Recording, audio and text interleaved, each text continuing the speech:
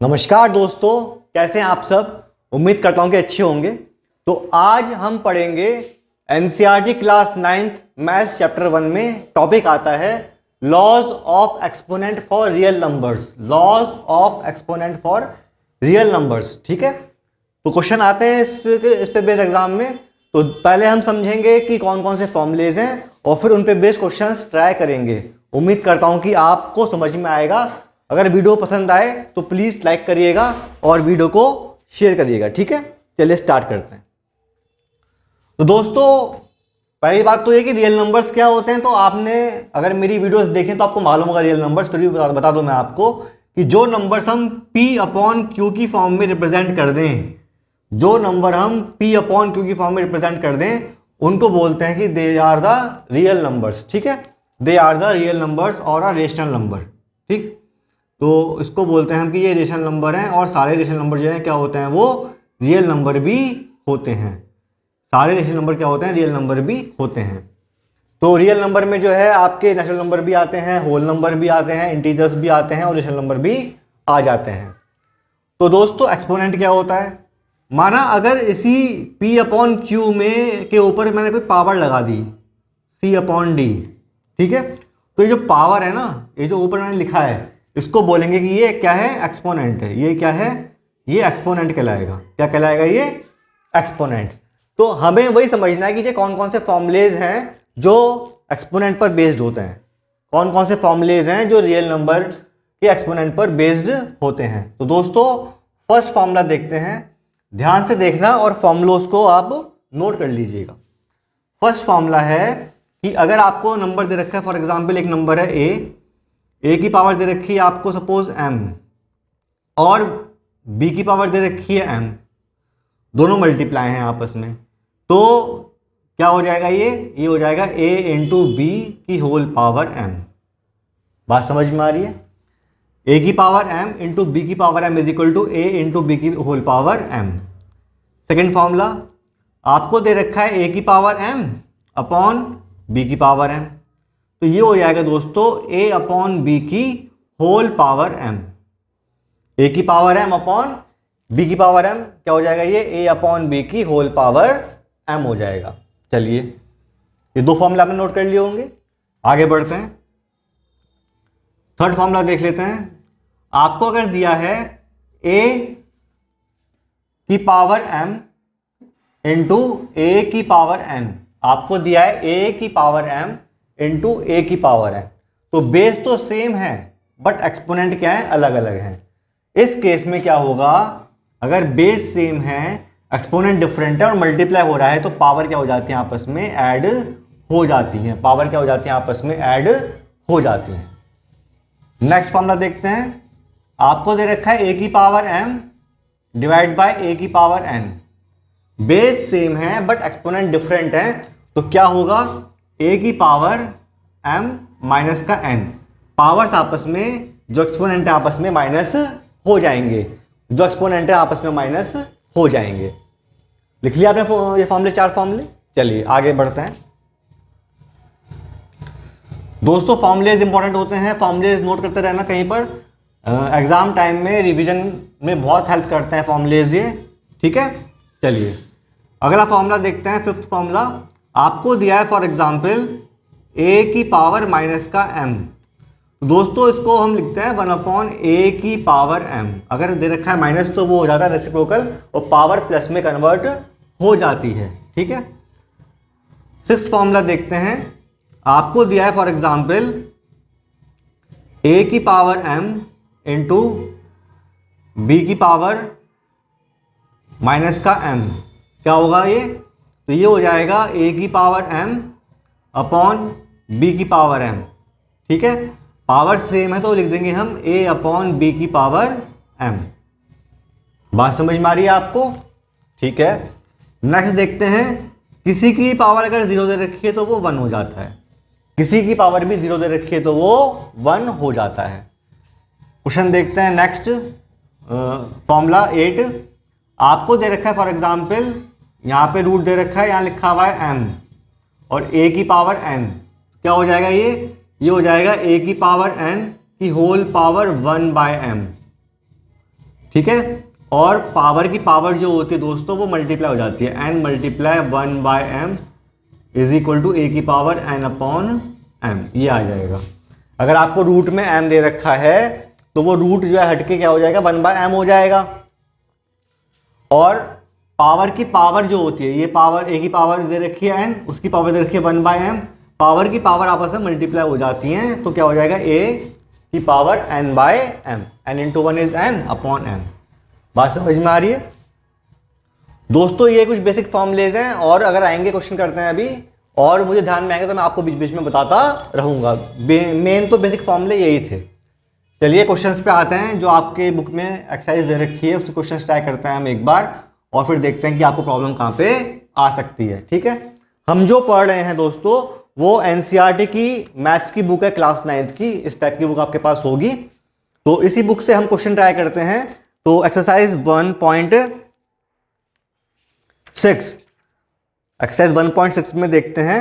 तो आपको दे रखा है फर्स्ट क्वेश्चन दे रखा है, उसका फर्स्ट पार्ट है कि फाइंड 64 टू द पावर 1/2।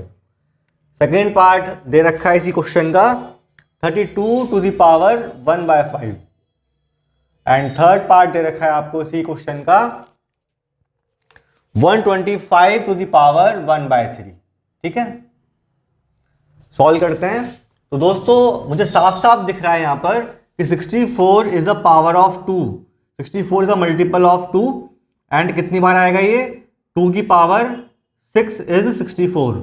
अगर आप 2 को 6 बार मल्टीप्लाई करोगे, 2 multiply 2 multiply 2 multiply 2 multiply 2 multiply 2, 6 बार हो गया। तो 2 to the 4 to the 8 to the 16 32 64।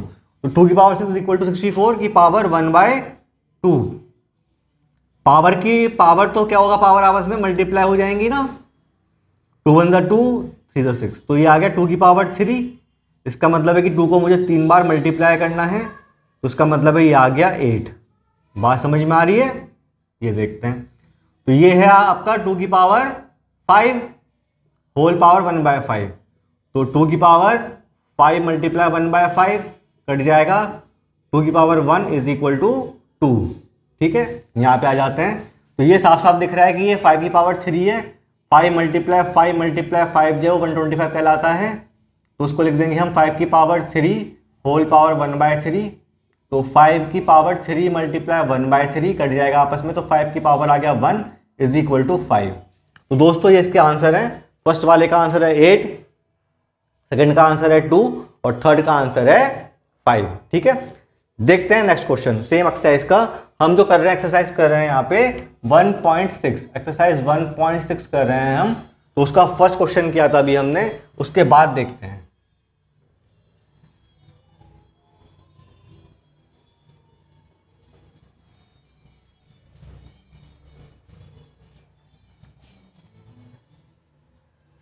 तो क्वेश्चन नंबर सेकंड देखते हैं। तो आपको दिया है इसमें भी है फाइंड,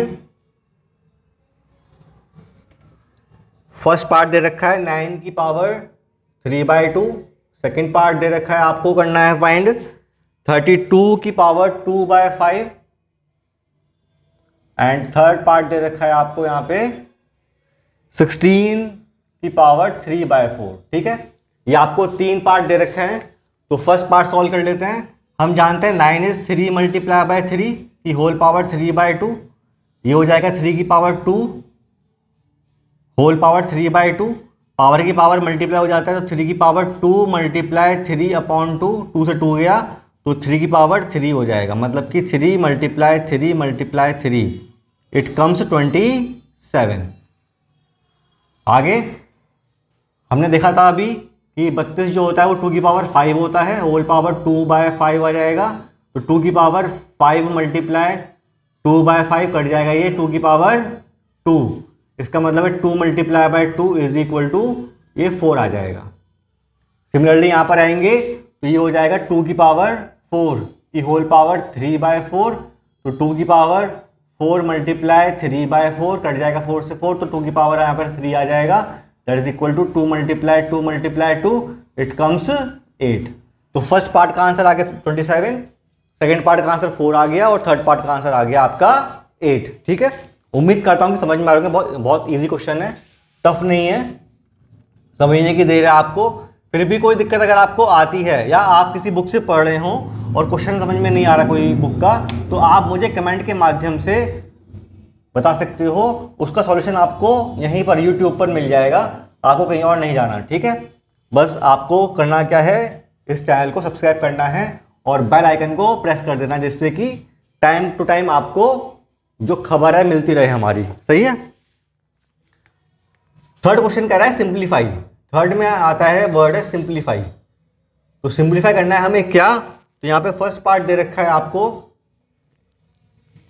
2 की पावर 2/3 इंटू 2 की पावर 1/5, ठीक है। सेकेंड पार्ट दे रखा है आपको यहीं पर सिंप्लीफिकेशन के लिए 1/3 की पावर 3 होल पावर 7।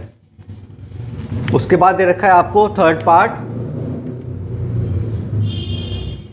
11 की पावर 1/2 अपॉन 11 की पावर 1/4। ये आपको 3 पार्ट दे रखे हैं और इनको हमें सिंप्लीफाई करना है। आइए फर्स्ट पार्ट देखते हैं यहाँ पर।